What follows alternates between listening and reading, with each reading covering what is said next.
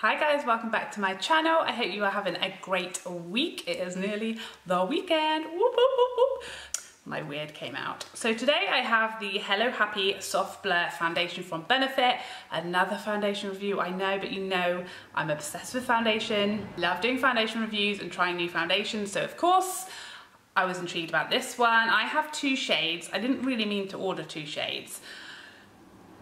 I initially ordered shade 6, but then having seen the model and the swatches and read the descriptions, shade 7 sounded like it might be a better match, so I thought I would get both and then I can send the other one back, whichever one I don't like. So at the moment in the UK, this foundation is only available on the Benefit website or at Debenhams. You can't actually get it in store at Debenhams. I got mine online. This is what the packaging looks like. It's this really cute little box that has this little, quite unique little opening here. For everyone who asked me in my last foundation review, I will put the ingredients of this foundation in the description bar because that was new to me. I didn't know people wanted those, but that will be in the description bar for this review. This is supposed to be a sheer to medium coverage foundation. They only have 12 shades. We'll get back to it in a minute. It is a matte finish and it has SPF 15 in it. This is the packaging. It's got this nice, like cool, like is it like kind of metallic-y rose lid and some lovely smiley face on the back. Twist off cap and a nozzle. I'm all here for this packaging lately. It's very similar to like the Cover FX Dior packaging. It's not breakable, it's really teeny tiny. It's still a full size 30 mils though, so don't be fooled, it's a full size foundation. 12 shades, and the reason that I felt the need to pick up 2 shades is because I felt like I would be in between shade 6 and 7. Although 12 shades, everyone was like, no. 12, it's so low for a number of shades for foundation, but they claim it's like, because it's almost like a skin tint, it's very light coverage, that what like each shade will suit multiple shades of skin tone. We'll see about that. I mean, it does say sheer to medium, and at medium you do have to have a pretty good match, so I think it is going to be tricky, and I think lots of people like me will feel they'll be in between shades. It's going to have to be a pretty impressive foundation for me to want to buy 2 shades. Shade 6 is supposed to be medium warm, shade 7 is supposed to be medium to tan warm. I really feel like ideally I'd need to mix those. My body is way more tan than my face. As you can see, my body at the moment is like an NC 40 to 42. My face is a good old like 20 to 25. On Benefit's website, they say this lightweight foundation evens out skin tone, blurs imperfections, soft focus, optical blurring spheres. The natural matte finish and light to medium coverage, it looks like skin, feels like nothing at all. So there's no instruction on the packages for how to apply this. So I am just gonna kind of do what I would always normally do, which is shake. Prime my skin with my MAC Prep and Prime. I never really have any issues with this primer. It's just a nice hydrating base for my skin. For those who haven't seen a foundation review from me before, my matches are in the description box, and I have normal skin, no real oiliness, nothing like that. This foundation doesn't claim to have like a wear time. It doesn't even say it's long wearing, so that's going to be interesting as to see how that works out. We'll say that what seems to be missing is the real fair shades, and that's what I'm seeing comments online saying, you know, the lightest shade is really not light enough. So here are the swatches. This is shade 6 and this is shade 7. Now it's interesting because 6 actually looks darker than 7. 6 looks much more neutral, 7 looks much more golden. So I'm going to go with shade 7 and we will just see what happens, I guess. I literally just shook this to squeeze some out and look at the state of that. So that is not a great start. It's very, very runny, very watery. You can see it's like just dripping straight down my tray.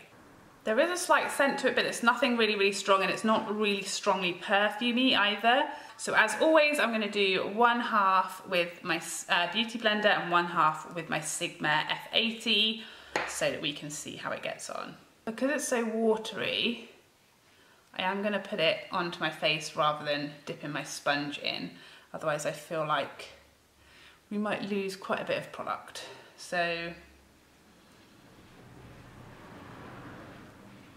let's see. Okay. It's definitely, I think, going to be one where you need to work quite quickly because it is like matting down really quite fast. I think this is going to be fine as a match to my body. It's obviously darker than my face, but you can see how much darker my body is. So I think it will match okay to my body. This is definitely the better shade for me, I think. Which is strange because I thought 6 was going to be, but 6 looked a lot more pinky, more neutral. Okay, so that's one layer.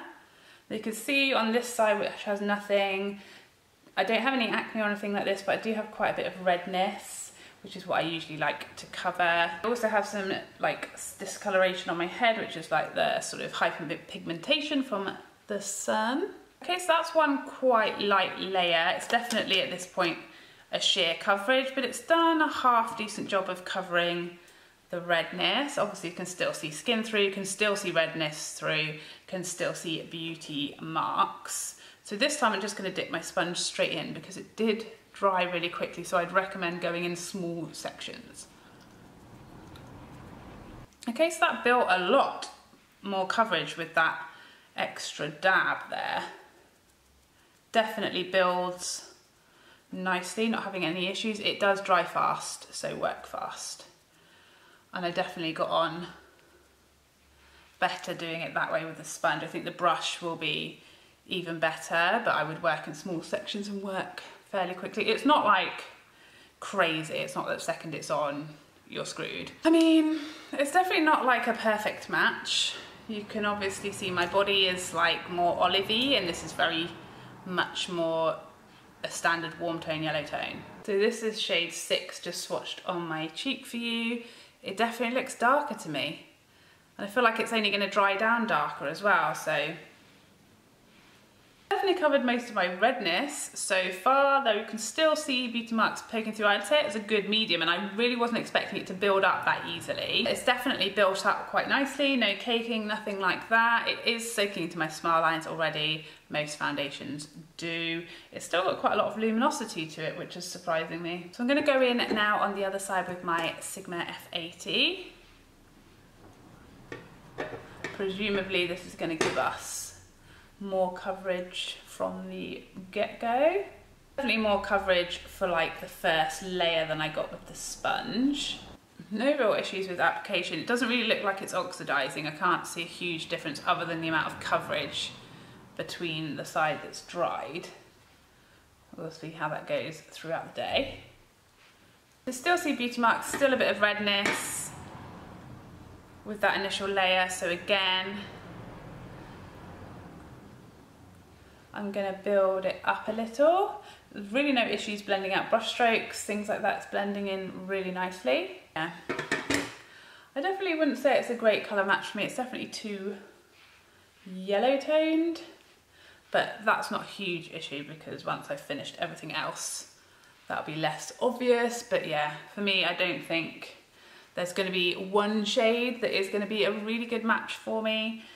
So this is up really close and personal. It looks really nice, but it's definitely not looking very matte, is it? It's looking actually quite dewy, which is confusing to me. Maybe it just takes quite a while to dry down. We'll see once I finish the rest of my makeup. It has settled into my smile lines. I'm not yet noticing it in my forehead lines. That looks okay. You can still see my discoloration here, this hyperpigmentation showing through. There's still a little bit of redness showing through, and there is also beauty marks. So I'd say it is exactly what they say, a light to medium. I do think it looks smooth. I do have quite a bit of texture around my chin area. I didn't use a smoothing primer. I used, you know, the standard MAC primer. So that is quite a nice smooth base actually. So far, I'm liking it probably more than I thought. Before I put any other makeup on my face, we're gonna do a flush test. So I've just quickly finished the rest of my makeup, and I would say that the foundation has been on now for like a good 20 minutes, so we've probably got a full dry down. I've gone in with concealer, obviously. I used my Too Faced Chocolate Gold bronzer and my MAC Like Me Love Me blush. I also used my Dior highlighter kit. And I'm wearing MAC's Shy Girl on my lips for anyone who is interested in that. I didn't have any issues with anything going over the top. I've had a really good close look. There's no movement of the foundation, there's no disruption, there's no caking up, there's no lifting up or anything like that where I put my concealer on top, like down my nose and in between my eyebrows. There's nothing weird around my nose or in between my brows, which is kind of the areas where things go a bit weird if they're going to. It doesn't seem to have oxidized or dried down particularly crazily, and I think now with all the other products it looks a decent enough match that I wouldn't worry about trying a different shade or mixing it. For me, I'd say that then shade 7 is probably a good match, or probably going to be the shade to go for if you're around my skin tone. I didn't use any setting powder other than under my eyes and like down the center where I put my concealer, and I also only used Fix Plus, not a setting spray, because I want to see how this lasts by itself. Having said that, as this is supposed to be a matte finish foundation, obviously here is highlight,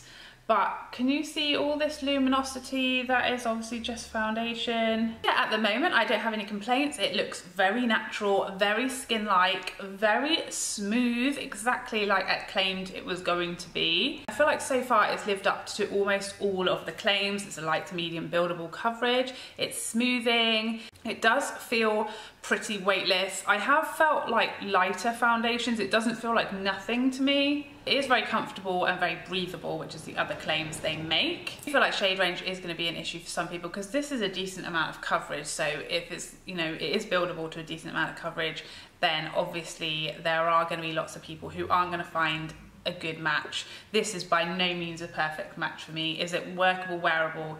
Yes. Is it a very good match? Definitely not. I don't know, what do you guys think? I feel like it's getting better the more I look at it.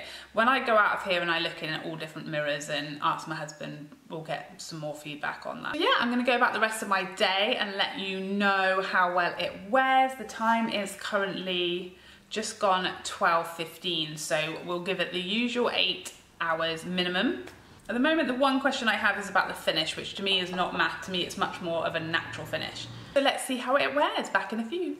Hello, we are back. So it has been about just coming up to 8 o'clock now. So we are approaching the 8-hour mark, and we're kind of like getting some breaking down now. So I thought I would jump on and show you. This is kind of the point at which we're starting to lose the foundation. So, I mean, it didn't really claim to be long wearing, it didn't claim to be transfer resistant or anything like that. If you guys don't know my channel, don't know me, I have young children, so I do test foundations. I've been playing in the garden with my kids most of the afternoon.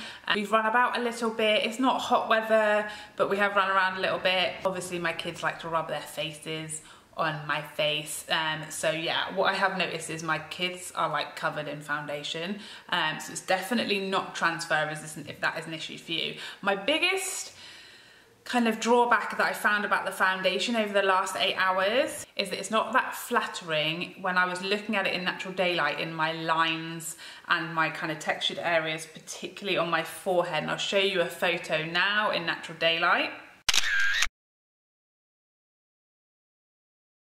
So yeah, I was kind of shocked when I was looking like in my camera and like seeing that was like, wow. It doesn't really look like that inside. It doesn't look like that from a few feet away. But up close, I was a bit like, oh, that does not look very flattering on my forehead. It has actually lasted really well. Let's zoom in and show you. So it has settled into my smile lines, which isn't a big deal for me, but obviously some people don't like that. It's definitely not the worst of the foundations that I have tried. It's just kind of a standard, what most foundations do.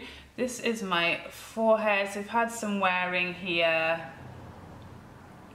It doesn't look as bad in this camera, but it still doesn't look great on my forehead, like in the lines. I've definitely got foundations that sort of sit better on my forehead for me. Here is where like quite a bit of the foundation has rubbed away, which is generally from like my kids, like, you know, kissing me or cuddling people, things like that.